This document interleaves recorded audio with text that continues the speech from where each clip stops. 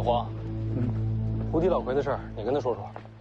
哦，这胡迪人被4条运心铁索缠住，倘若有谁能够亲手砍断铁索助他离开，便能收服这个胡迪人。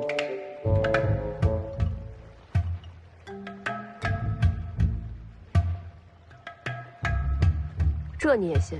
试试嘛。你身边人还不够多吗？有些事儿给梁王府的人未必帮我。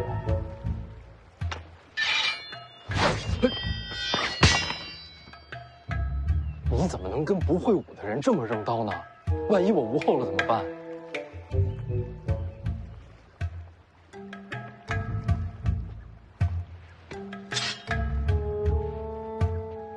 那刀行吗？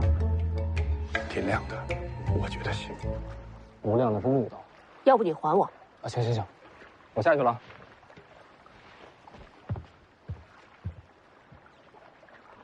放出来不会出事儿吧？少爷放心，老黄在。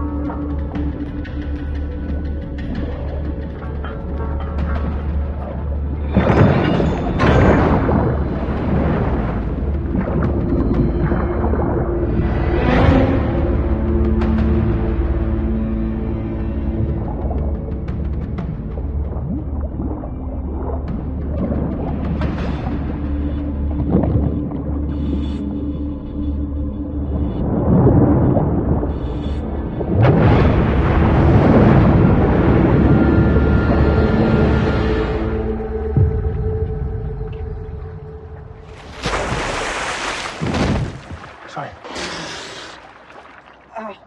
腰断了！哎呀，哎，我刀呢？胡迪老魁那儿呢？我看他的意思，他想自己砍开。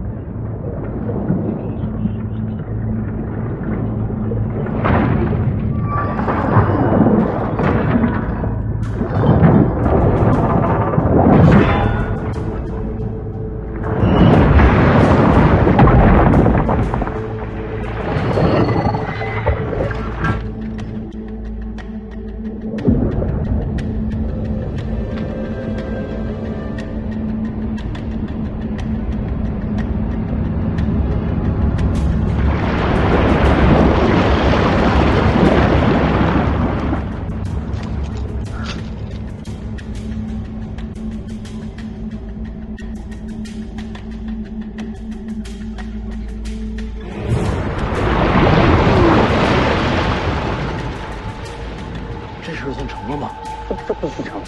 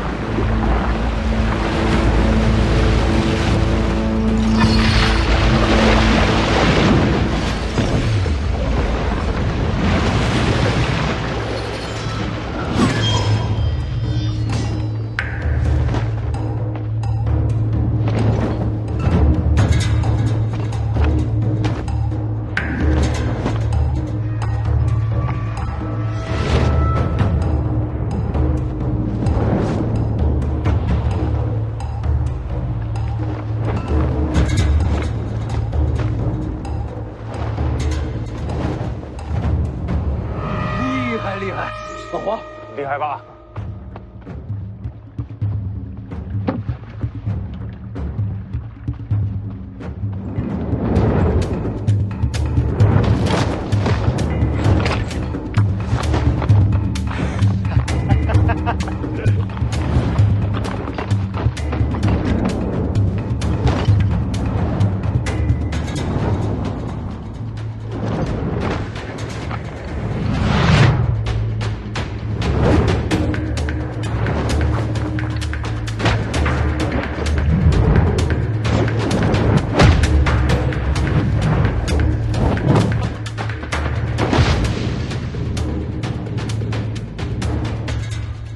李一山还活着吗？在水里待那么多年，还能说话？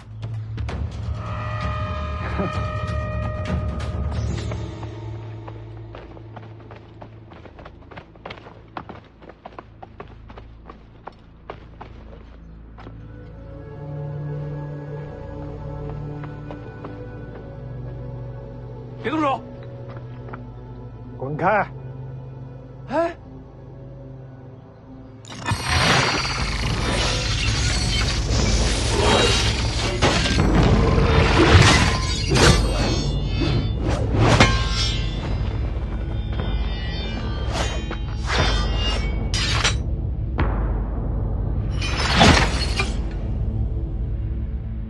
小家伙，别找死！是说我救的你啊！所以现在你还活着。这就是你说的收服啊？最后再问你一次，李一山在哪？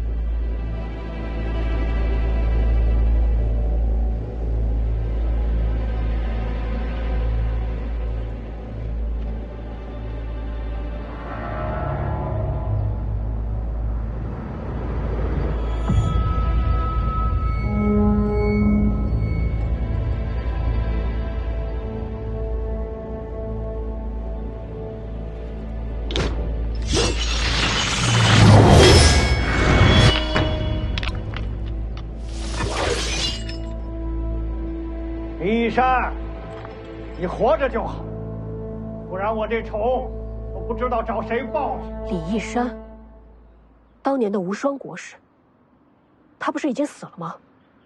他是你师傅。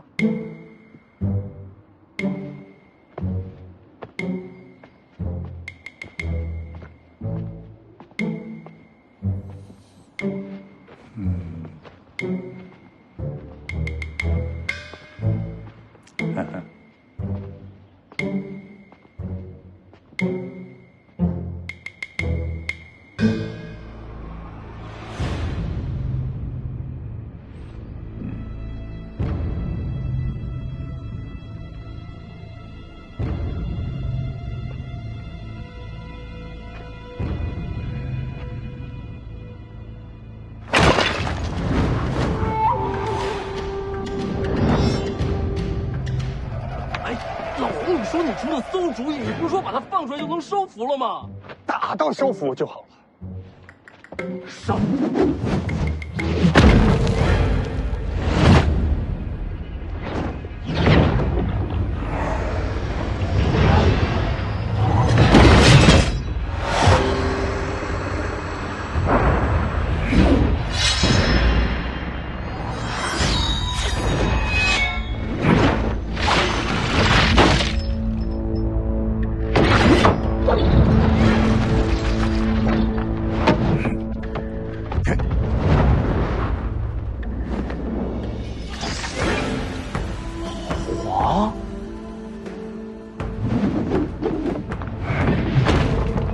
剑九皇，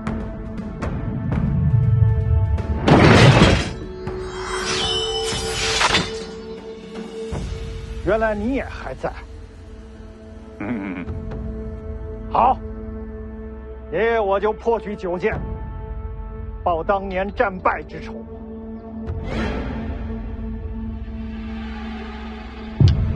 剑1，龙蛇。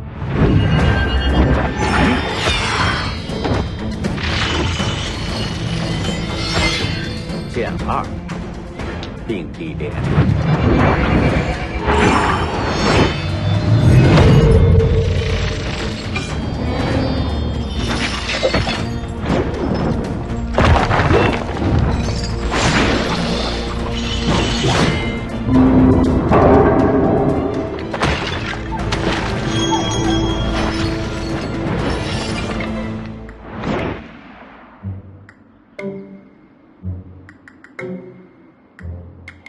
黄，少爷，等等，还没完呢。当年是我把你打落湖底的，今日结局还是一样。剑3，3金。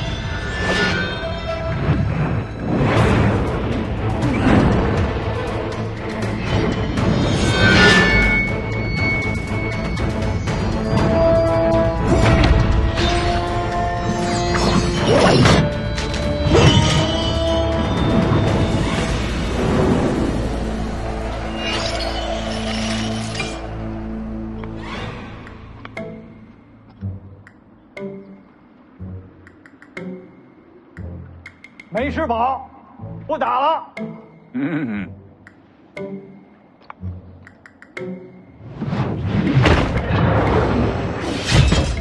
老黄，你，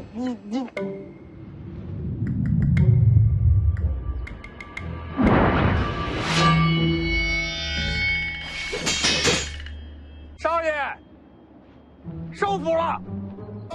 老黄，你武功这么高？少爷，我之前不是跟您说过吗？我武功大概有这么高。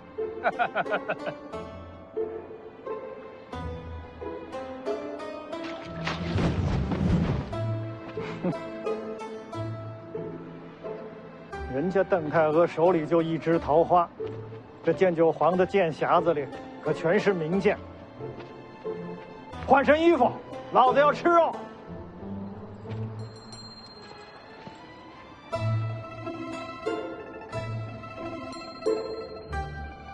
你是剑九皇，你知道他？近50年用剑高手，除剑神李纯刚之外，只有2个，一个是桃花之心剑神邓太阿，再一个就是他了。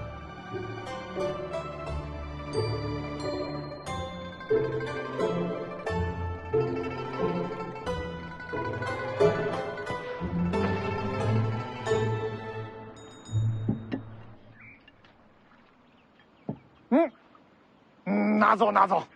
这10几年的呀！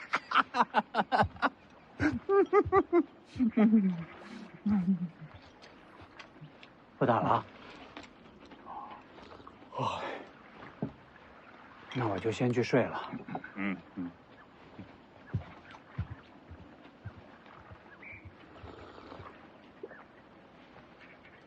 要不你过来吃点？我看书去。哦。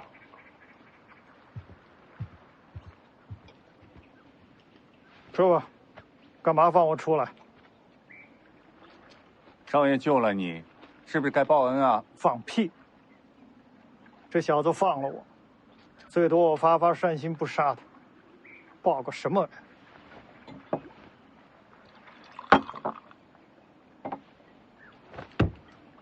不报恩，再把你打回湖底。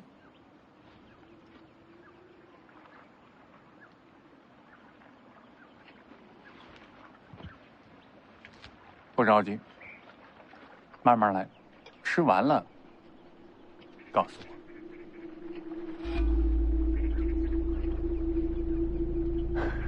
少爷，肉您得趁热吃，凉了就不好吃了。来来来来来。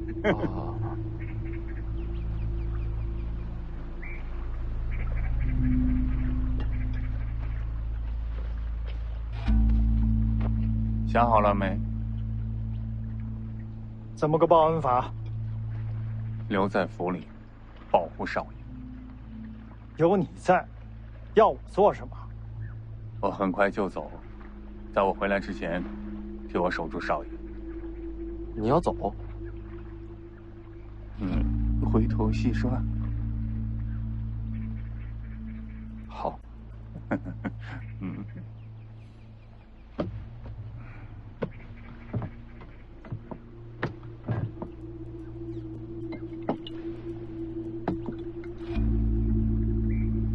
行不行？你多久回来？最多2个月。好。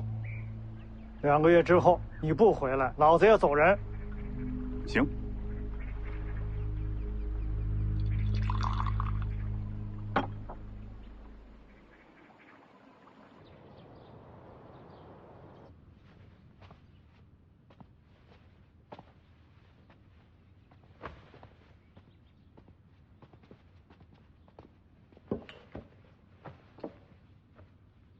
红薯替世子把鞋脱了，自己的院里怎么舒服怎么来。我自个儿能脱。那要我们有什么用啊？青鸟，有了老黄和胡迪老奎，你就更不用做死事了。以后给我安安心心的做个丫鬟。世子对青鸟可真好。你也一样。遇到危险给我躲得远远的。我院里的，一个也不许死在我前头。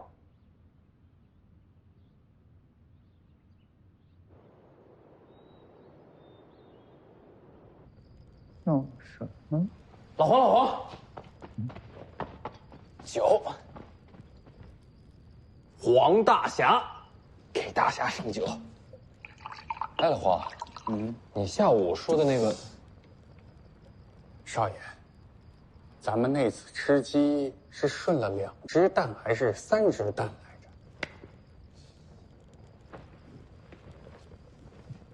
着？3只，就说是3只。哎，老黄，你今天下午说你要走，去哪儿？我得去一趟龙虎山，黎阳王朝第1大教派，你去那儿干什么？有些个故人要去会一会。会完了，我得去一趟武帝城。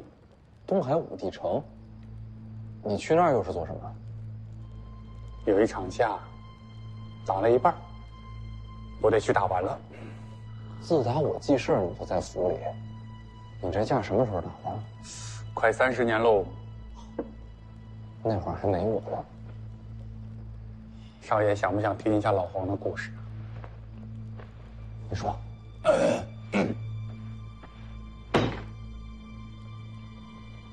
其实也挺简单的。我最早是个铸剑的，铸啊铸啊铸啊铸啊的，突然有一天悟了剑道，成为了一名剑客。这也能行？运气好啊。你接着说。然后就游历江湖，收集天下名剑，入我剑匣。就这剑匣子，全是名剑。天下10大名剑，里面原先有6把。原先？我去东海武帝城挑战王仙芝，留了一把黄炉在城墙上。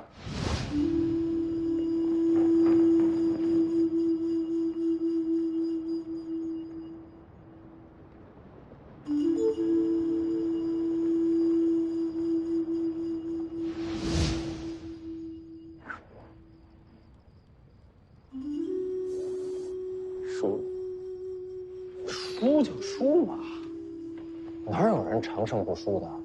不行，打到一半我就知道自己输了。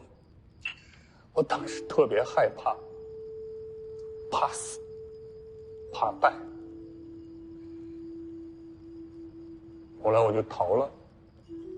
离开武帝城之后好几年了，我天天做噩梦，梦见我被王献之打败了，丢了性命。少爷，您知道我为什么来北凉吗？北凉离东海很远的，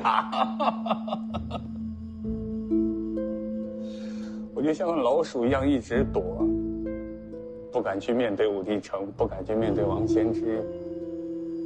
本来以为这辈子就这样了，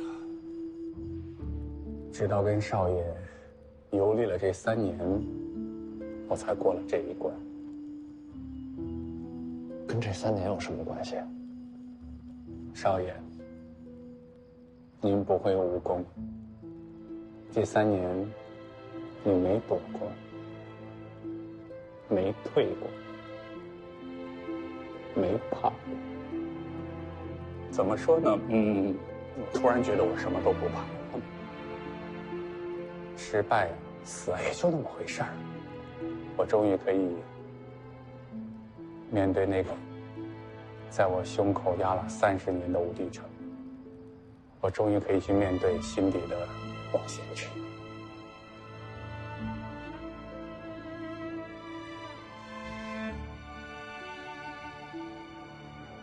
这场架，我不会拦着你。但是打完你就给我回来。其他人烤地瓜，没你烤的好吃。我答应少爷，打完了马上回来。第一件事就给少爷烤地瓜。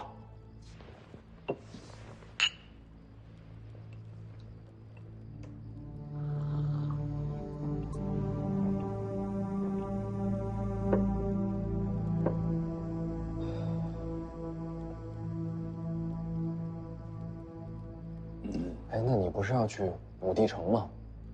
之前还去龙虎山干什么？做买卖。跟龙虎山的人做买卖？龙虎山里边有个老家伙，一直想试探一下王献之的底细，但是他根本不敢出手。那知道我要去迎战，欢天喜地的要在旁边观战，这不就是买卖吗？就是那个，反正这场架也要打，不如顺便跟龙虎山要点东西。那当然了，雁过必须拔毛啊！你要什么东西？保密，少爷以后会知道的。老家。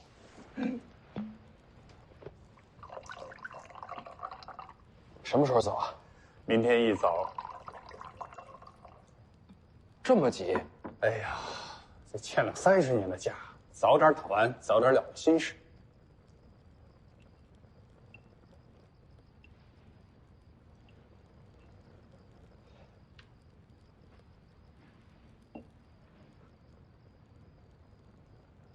老黄，你那首歌怎么唱的来着？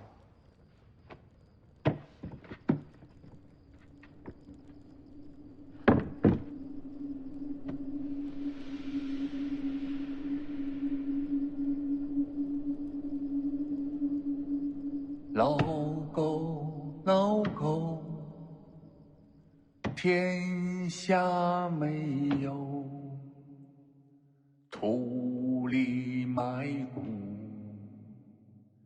田里寻苦。老狗，老狗，天下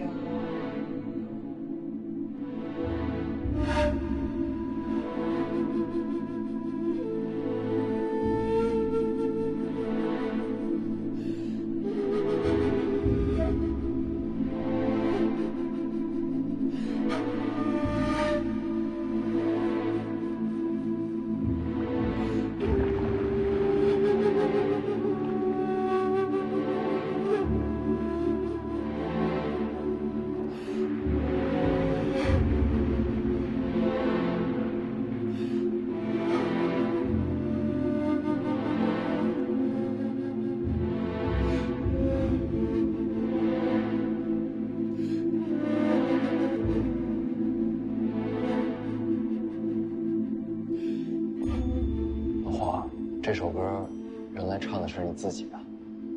可不是吗？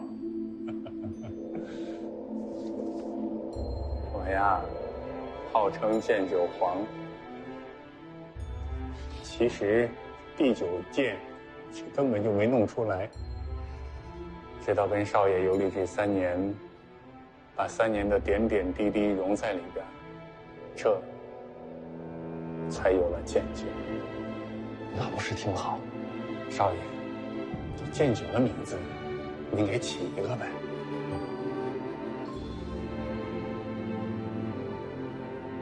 咱们这3年能走多少路？来来回回的，怕是有6000里。那就叫6000里。不喜欢，咱俩再换。就这个名字，剑九6000里。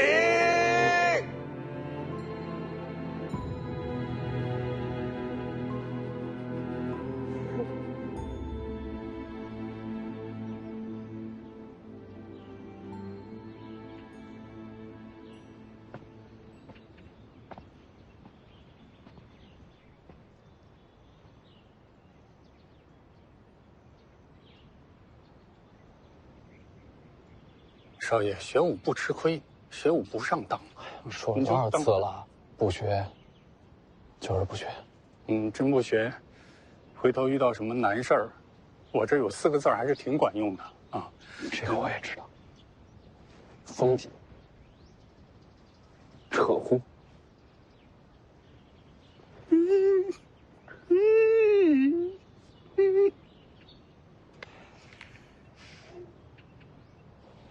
我送你一个东。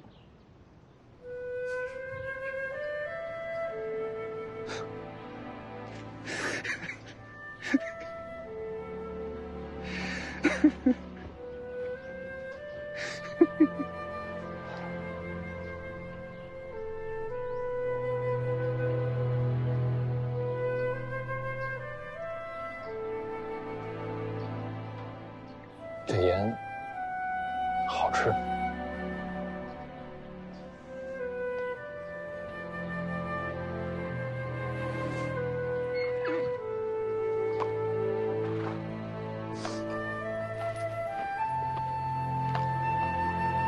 你有啥想跟少爷说的？你说。他说：“少爷，留步吧。”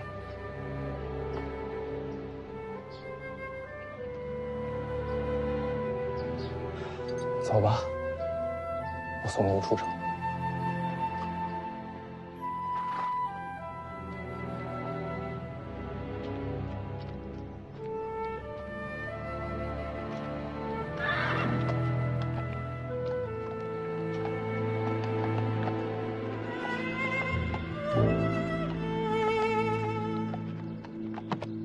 少爷，留步。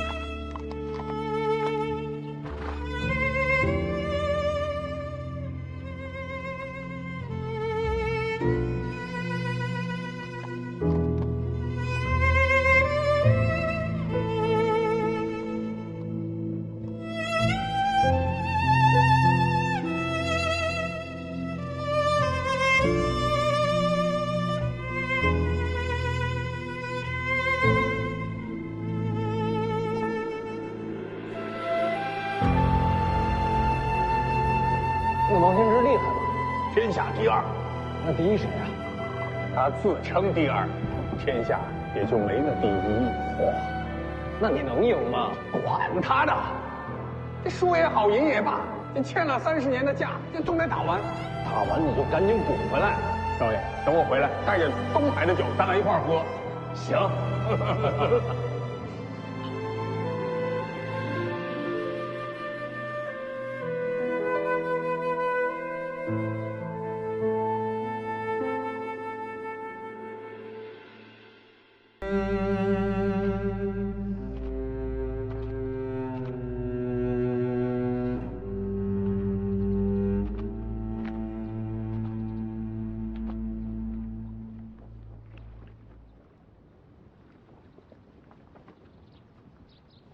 其实你可以不让他去的。他逃了大半辈子，终于可以面对自己的命运。这样的老黄，谁都没资格拦着。哥，慢点儿，汗都跑出来了。老黄走了。啊。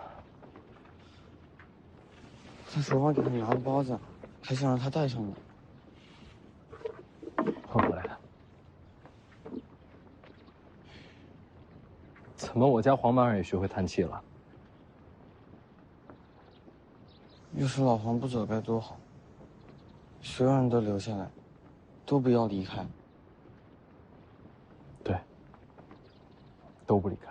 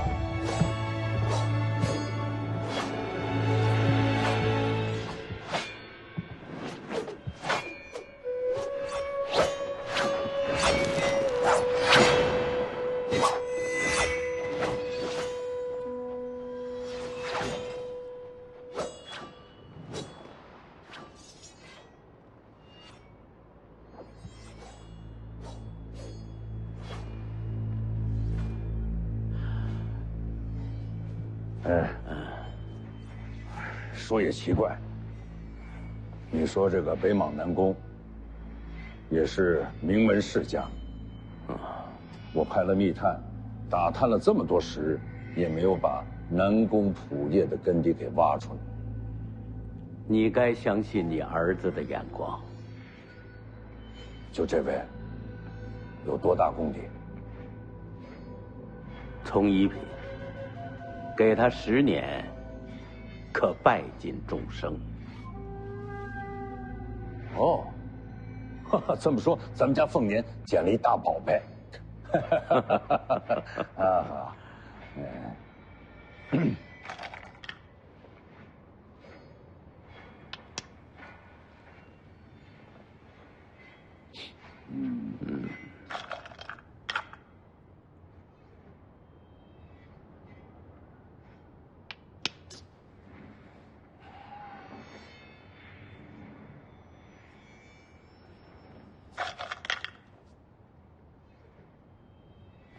服下来。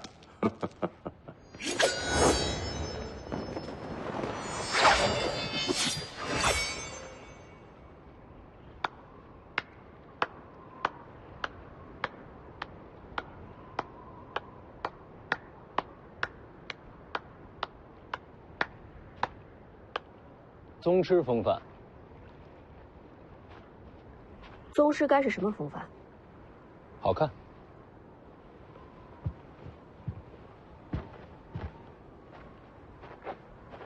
今日不该是你的籍贯之礼吗？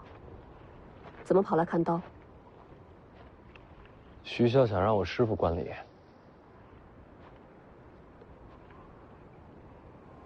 会下了吗？不会。为什么？这是他给自己搭的囚笼。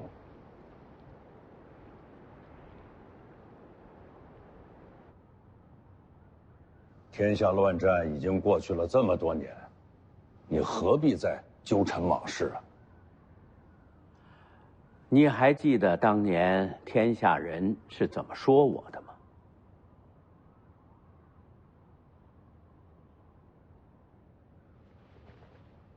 你就不能放下吗？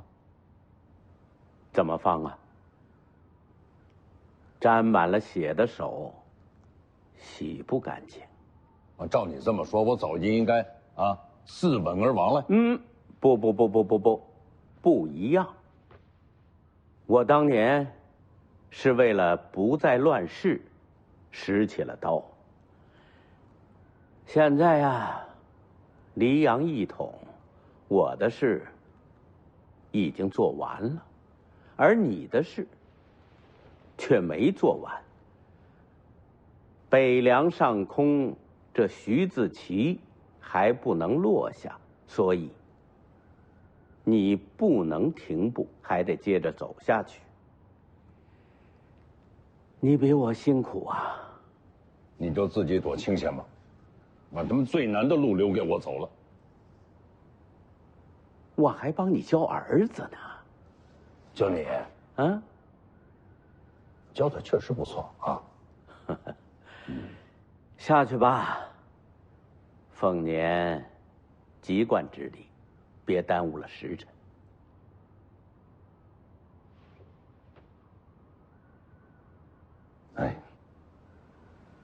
李义山是你师傅，难怪你不肯学武。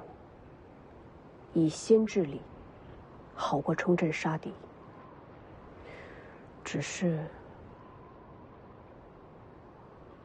这样的人最多做幕僚，却难以令三军归心。若是我接掌北凉，怕是难以服众。你是想这么说吧？你都知道，为什么还不肯学武？一个文武双全的世子，你觉得能活多久？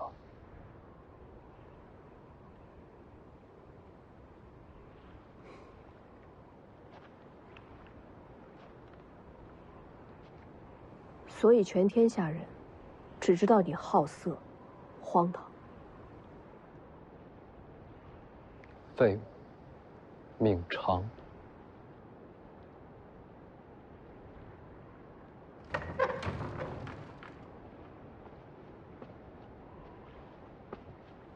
你该走了。今日是我籍贯之礼，要不要一块看看？我怕吵闹。行吧，走了。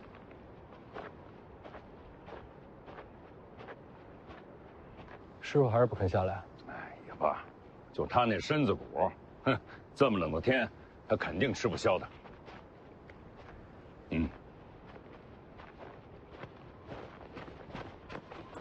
王爷，龙虎山密报。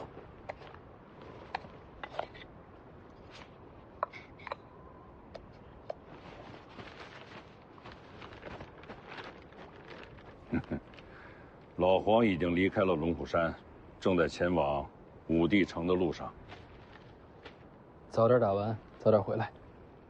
东海王先知，岂是凡人可敌的呀？今天是你的籍贯之礼，不说这个，走。等等，宗庙是在这边。我知道。籍贯之礼应该去宗庙才对。我给他改了，按照古制要祭天地、祭先祖，都不用祭。不祭天地、不祭先祖，那去哪儿行籍贯之礼？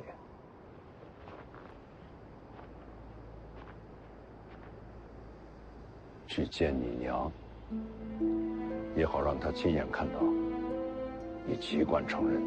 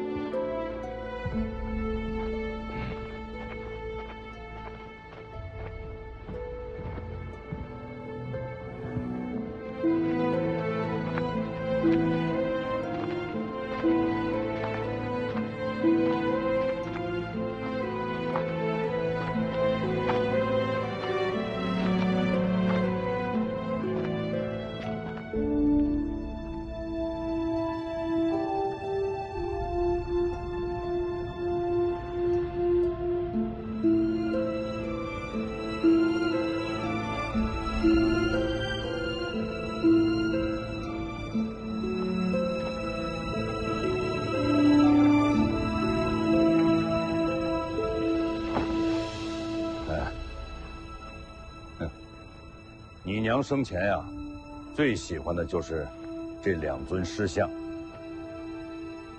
那边是你的2个姐姐和黄满儿，只有你在这一侧。你娘对你的宠溺偏爱，从未有过止境。都说我徐骁是一个疯癫残暴、不识礼数的粗鄙之人。我认了。今天你的籍贯之礼不祭天地，只拜你娘。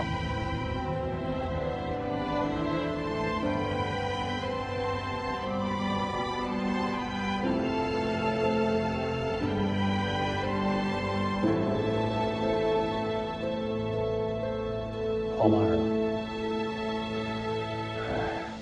你还不知道你这个弟弟啊，每次给你娘上坟，他哭的都是撼天动地的。还是把你的籍贯礼完成了再说。啊，走。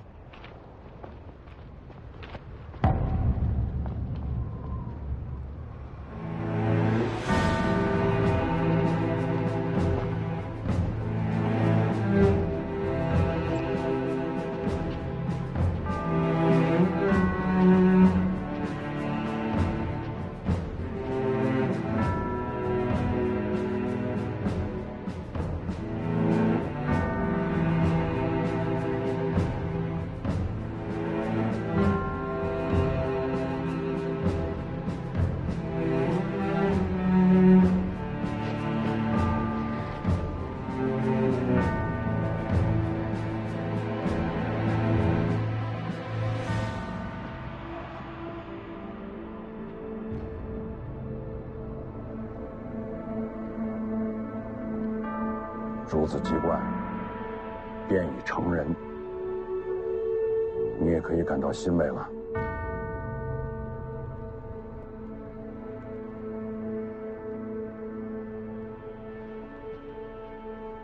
跪下。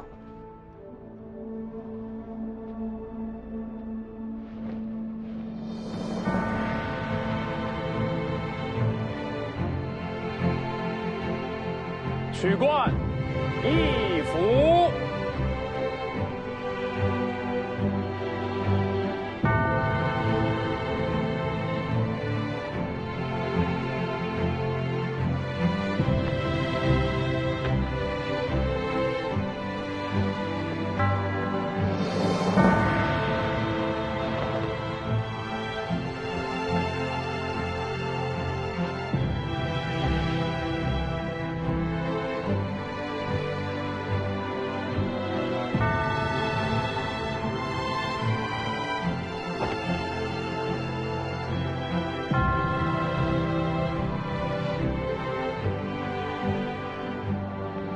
令月吉日，史家元福，弃而幼志，顺而成德，授考为棋。介儿景福。京城上下都盯着你这一关呐。此冠视为古制，今日之后不可再戴。这一冠后，可入仕，可治人。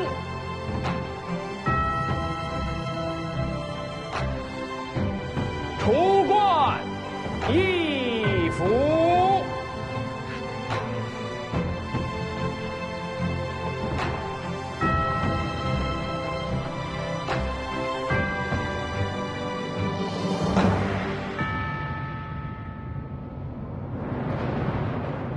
跪！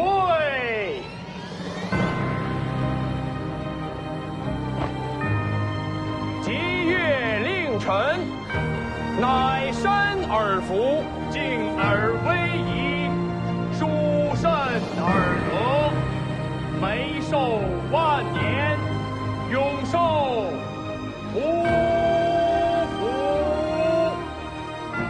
提鞭乃是诸侯大夫之冠，又带兵士田猎之权。这一冠后，便可入主军营，执掌兵权。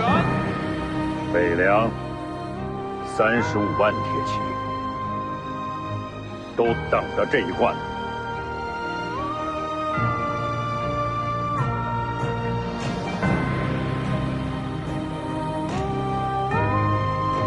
除冠一服。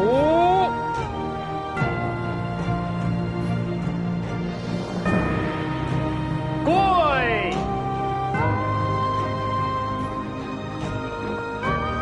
以岁之政，以月之令，贤家尔服，兄弟俱在，以成厥德。黄狗无疆，受天之庆。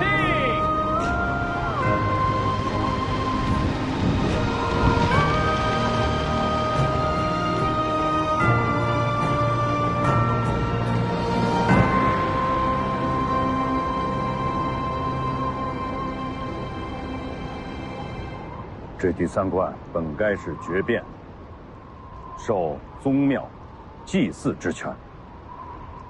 我想了想，把它给换了。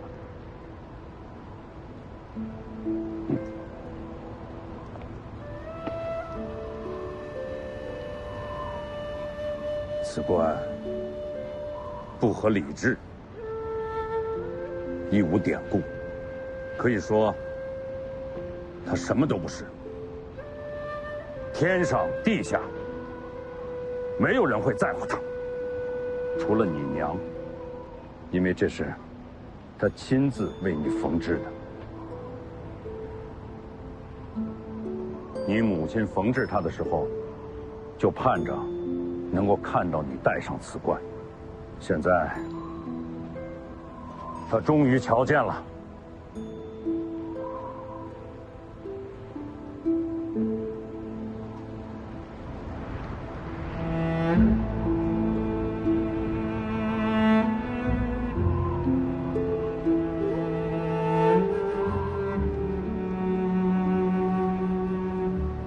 入仕封侯，执掌千军，固然很好，可再好，也比不过他。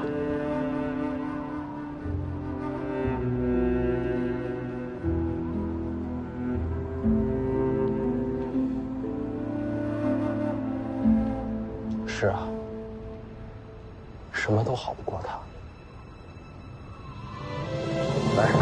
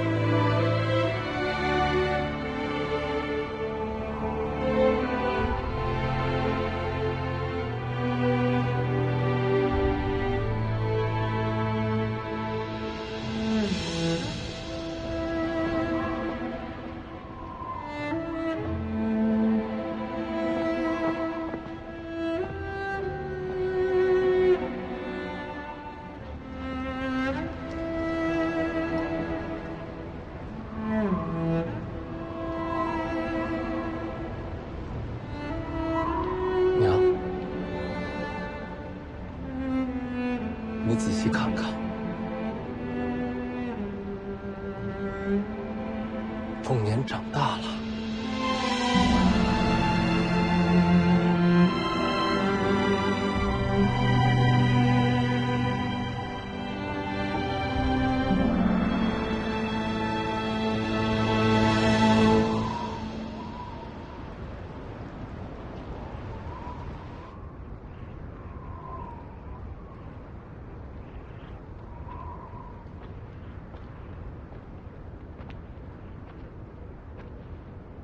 他们人呢？我让他们先回去了。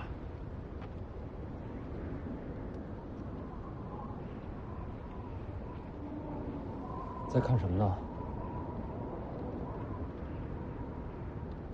天下这么大，啊，站得这么高，还是看不全呢。或许本来就看不全，或许站得还不够高。还嫌爬得不够高啊？站得高点儿，看得也清楚。山底下风景也不错。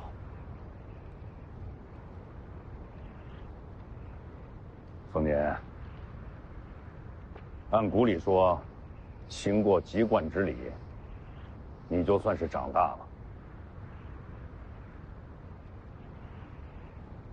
又想劝我接受北凉？不急啊，这事儿你可以慢慢的、仔细的去想。那你想说什么？我是想说，在今天之前，你还是个孩子，是，年轻真好，啊，但就是这个眼光行事不够周全。不过也没什么，我这个当爹的呀，就好比是一把大伞。啊，把那些风霜雪雨，替你挡得远远的。所以啊，你做不了的决定，当爹的替你做了。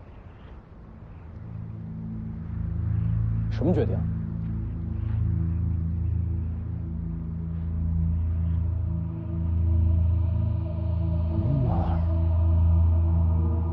黄毛去哪儿了？已经出城了。别急，他会回来的。你不想杀宁峨眉，又想让你弟弟留在北凉，啊，我只能替你找出这第三条路。不杀人，啊，你弟弟可以留在王府，而且北凉还不能生乱。你到底想干什么？我问你，军中大营那些将校武官为什么亲近你弟弟？天生神力，骁勇无双。如果他没了这副根骨呢？怎么就没了？我要重塑他的筋骨，让他变成一个凡人。这样，你可以不用杀人，你弟弟就可以永远留在王府啊！那些人也不会利用他来扰乱我们的北凉。怎么重塑？天下门派众多，武功繁杂。但有一个门派的武功特性，能让你弟弟洗精换骨。哪一家？武当。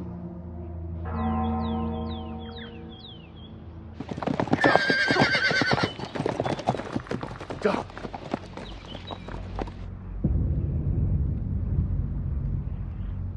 徐骁，你答应过我娘要保护好他。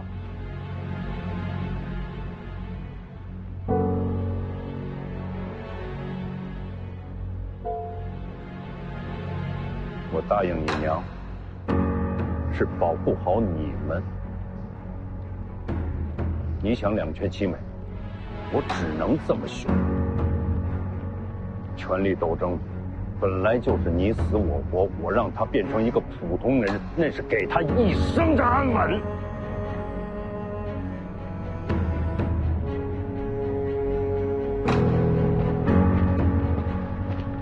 嗨！要想让黄满儿留在北凉，只此一路。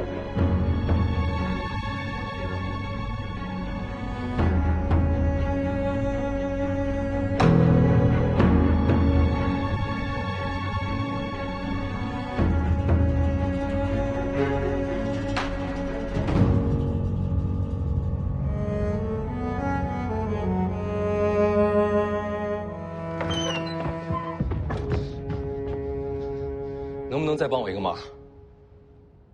你说说看。再做我一次护卫，陪我去武当。杀气腾腾，要闯山？不是，救我弟弟。北凉王府35万铁骑，为什么叫我做护卫？王府内外皆是徐骁麾下呀。所以你爹没同意你去。我自己的事儿，自己决定。我帮不了你。为什么？我要是帮你，你爹怕是要把我赶出廷朝廷。我以为我们是朋友。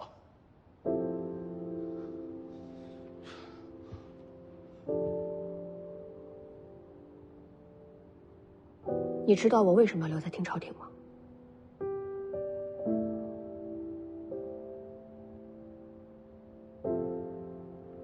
你要做天下第一高手。为什么要做高手？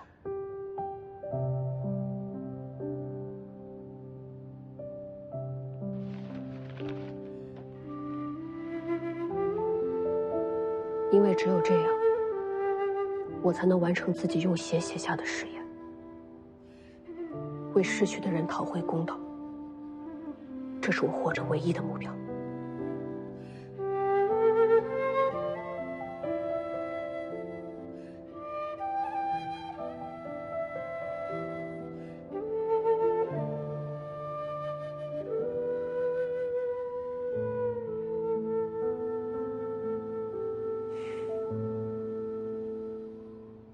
对不起。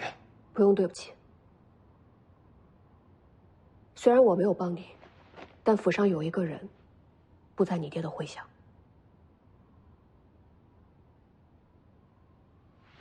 水里出来那个。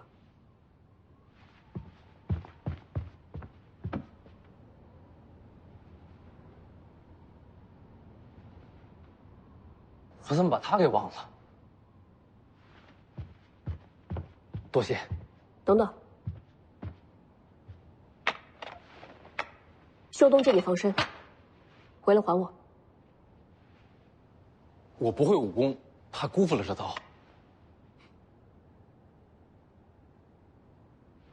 就当是朋友，尽的心意。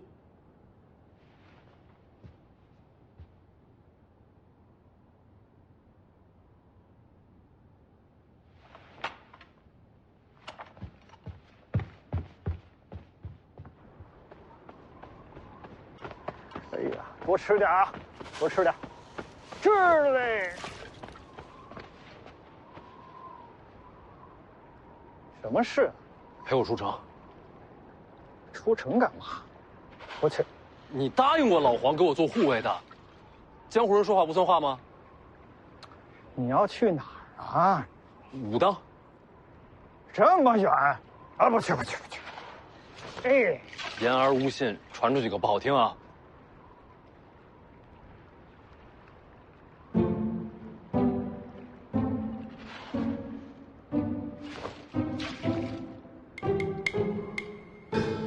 都是朋友。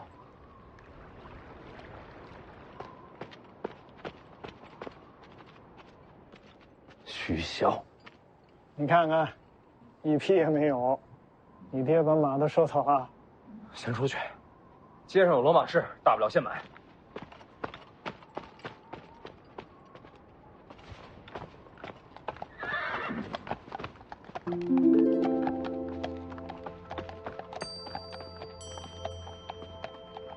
你爹突然传令，所有战马运到兵营，我就猜到你要闹事，劫了2匹马下来，要借吗？2贯钱。我可说清楚啊，以你爹的手段，灵州城内你保证1匹马都买不到。谢谢啊。说了要钱的。我知道，2贯钱回来给你。我可不是要帮你啊。你离开北凉最好，见不到你我才轻松。前辈，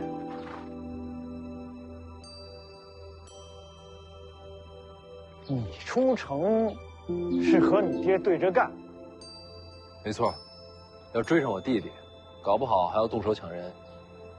前辈怕了？这才有点意思。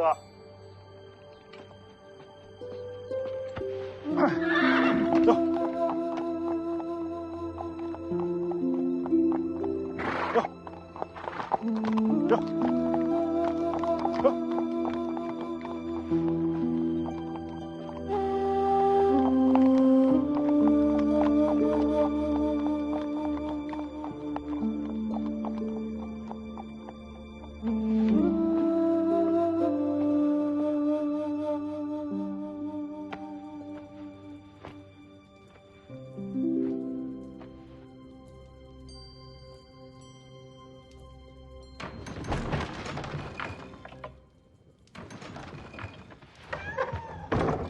来看看你缺点什么。我听人说你给徐凤年送马，消息传得这么快？徐骁摆明了就是不想让徐凤年出城啊！你这不是惹祸上身吗？我都不怕，你怕什么？你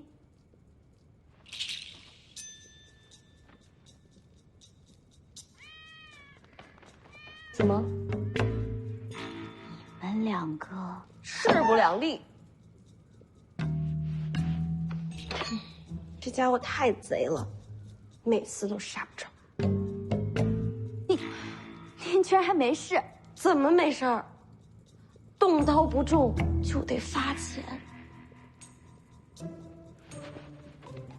你为什么要杀他？他抢我钱，从小就欺负我。这可算不上理由。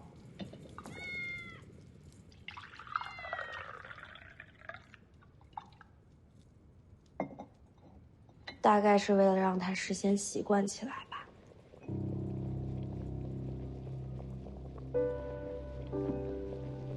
习惯什么？习惯我们俩终究要分生死的结局。这话里有话。面对命运，每个人都是孤身一人。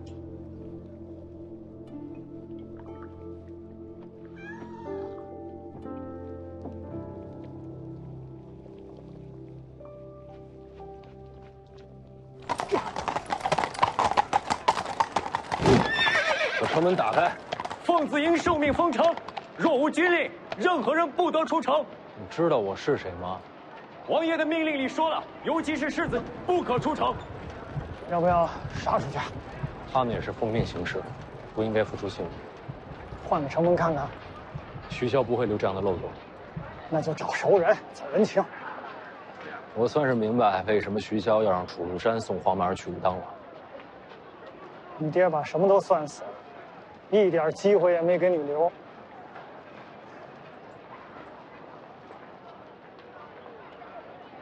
怎么了？放弃了？这营号听着耳熟，想起来了，走。动！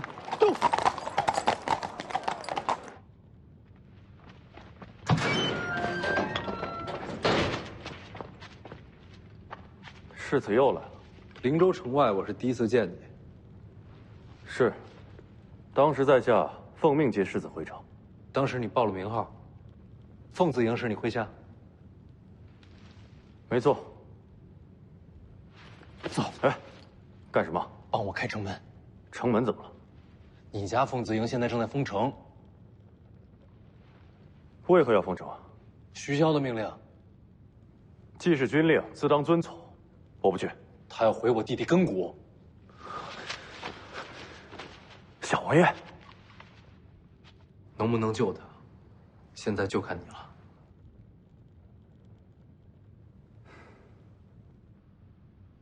徐凤年是用手令入的地牢。那令牌是他师傅给的。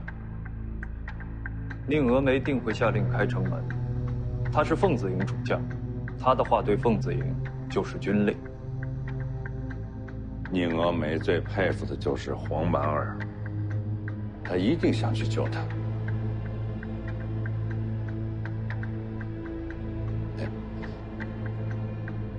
你还追得上吗？追得上。追上以后帮我传个话。世子请回，明日之前，城门不会再开。宁将军回来了，传我军令，开门，备马。遵令。上。上。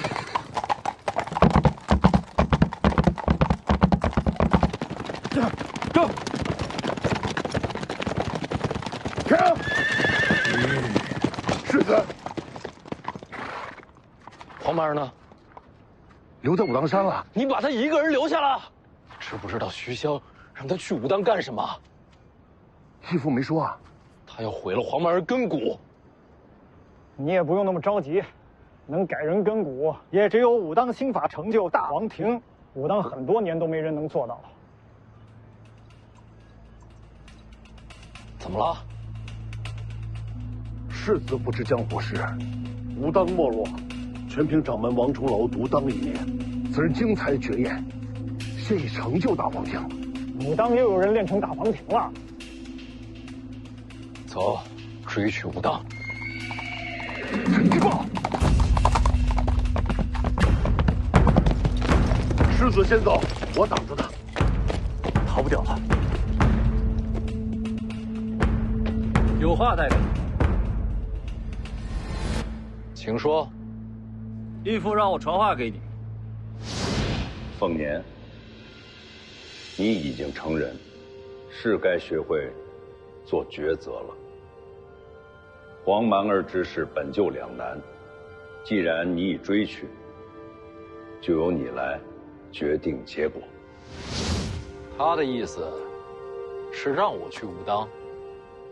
你若想保徐龙象一身神力，就要回到最初抉择，要么让他离开北凉不再回来，要么就学会杀人。杀人？杀谁啊？武当你可以去，北凉军必须回灵州。宁峨眉、楚禄山，跟我回去。管到我头上了。他说的对。世子，北凉军已是皇室心头大患，长时间不在驻地，天知道会引来怎样的猜忌。你们得回去。是。还请世子念在手足之情，护住小王爷周全。一言为定。行。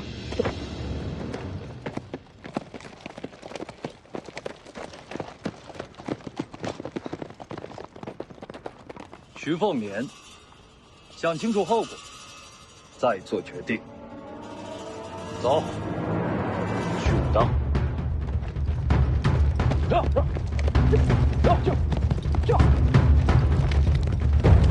到了，准备怎么要人？杀上武当，直接求见王重楼。武当掌门未必见。